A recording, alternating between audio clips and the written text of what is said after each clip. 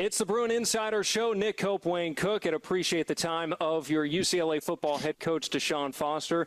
Coach, the great thing about football is you get to go back to work each week, win or lose, good or bad. So now that the dust has settled a little bit, had a chance to look at the film, what were some of your takeaways from last weekend? Execution. I was in a bad place leaving the stadium, but as soon as I watched the tape, it brought life back into me. And, just seeing the film and seeing just some of the things that we did offensively, some of the stuff that we did defensively, just all stuff that can be fixed. And just looking forward to this week that we can put some of this stuff to rest and get back to our scheduling program. Coach, just to add to what you just talked about, I was watching the film on the beach in beautiful Southern California this morning, and I'm not making that up. I was watching it on my phone. You're right. Like, simple things like just containment. And I know it's not simple when you play athletes that Utah has. This is a pretty darn good team that'll probably compete for a championship in their conference. But it just felt like we lost the edge so much in this game, and it was just really difficult. But it looked like guys were there. They just might have been at the wrong shoulder, and they just didn't do a good job of the little things. It was all details.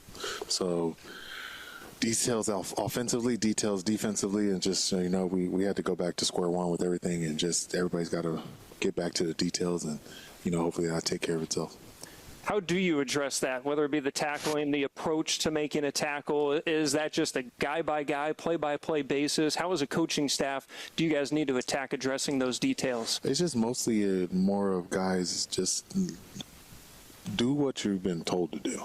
Don't go out there and try to do something differently. Don't give in to the media saying that, we didn't do any tackling drills, because we just had 2 guys drafted in the second round, and we just practiced the exact same way that they practiced. And they actually didn't tackle their whole careers here at UCLA. But I have no idea what narrative is being spun or whatnot. But when you have guys drafted very high in the second round and we did that exact same thing as how we practiced, I'm not going to make any excuses. We got to be better. Everybody that's a part of this program from top to bottom, and that's going to happen. You will see that.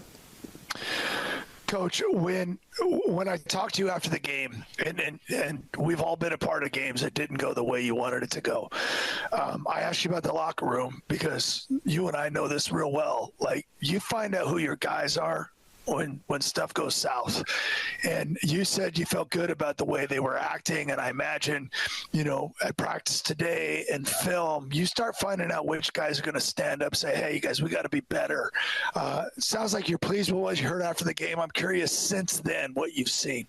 Still, they're saying the right stuff, but actions speak louder than words. So, yeah, words are, I'm just going to take that for a grain of salt. And when I see them out there and see the way that they're performing on the field, that'll let me know exactly. But with the way that they performed in the meeting room and the way that they wanted to put this game to rest to really jump onto the next week, you can kind of tell that they're focused in the right direction. You guys both know this. Sports demand resilience out of you throughout your entire career. I'm wondering for you, Coach, in your time playing, in your time as a coach, when you need to find that resilience, what do you draw from? What experiences do you go to? It's just everything that just being an athlete. So it's not just one experience, but it's just like life. So you don't really have to be an athlete to understand certain stuff, but life goes like this. There's ups and downs. You got to find a way to weather the storm. And I think that there was a great opportunity for this team. It happened early to us, and I think that, from this point on, that we should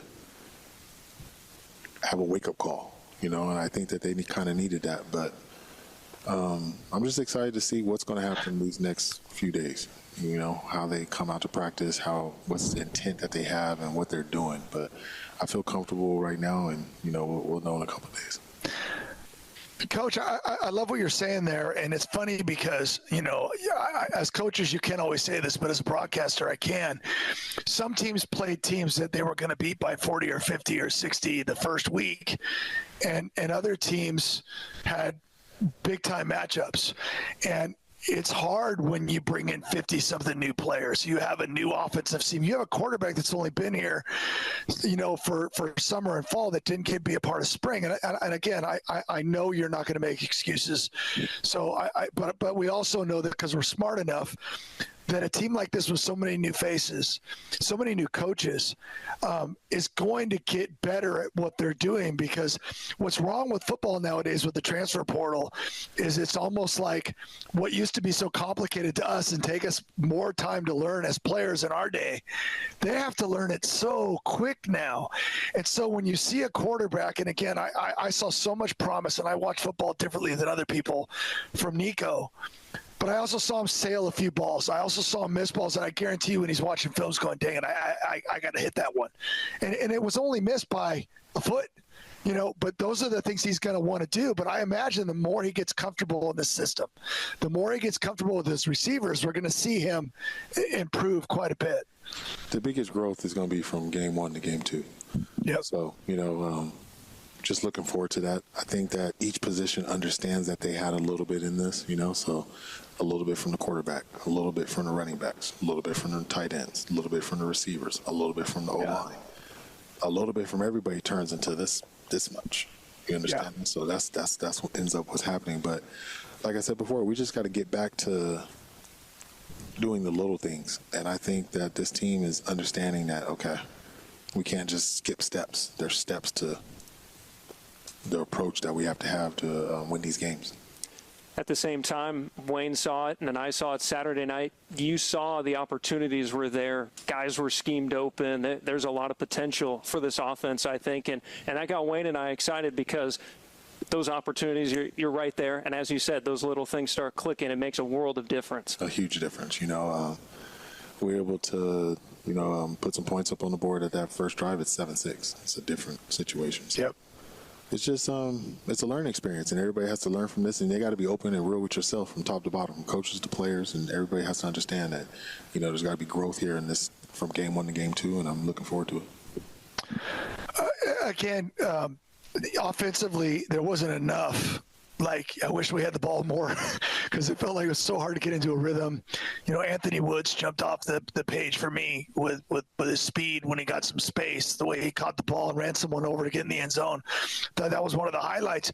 But I also felt like, and I know there's some mistakes because I saw them, but I felt like the offensive line overall, which I was a little bit not sure about, I felt like it was good enough for us to be successful. And so, and again, there just wasn't enough opportunities. There wasn't enough plays. Yeah, I would say we just ran out of time. You said, we didn't have enough plays, and we should have been able to capitalize on I think we ended up running 54 plays. I think we should have been able to capitalize on those. But unfortunately, it didn't happen that way. And like you stated before, we played against a good team. So I'm just going to leave it at that. That was a good team that we played against. Really looking forward to this next game. But there was a team that was in the championship last year that lost to somebody that they probably shouldn't have lost to at week 2.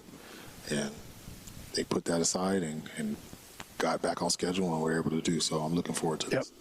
UCLA football coach DeShaun Foster joining us on the Bruin Insider Show, getting ready for the Bruins and UNLV coming up Saturday night, 5 o'clock, pregame beginning at 3:30 on 790 KABC. I want to get to that game in just a moment, but I did want to ask you about your quarterback, Nico Iamaleava. As that game went on, had to deal with a lot of pressure, both in throwing and running, and I thought showed a lot of toughness, especially with some of those runs between the tackles as well. Got up every single time. What did you make of the toughness that he displayed? This is an elite quarterback. He can do a lot. He can throw the ball. He can run the ball. He leads the guys. He's tough. He didn't slide one time. I would have preferred that a lot.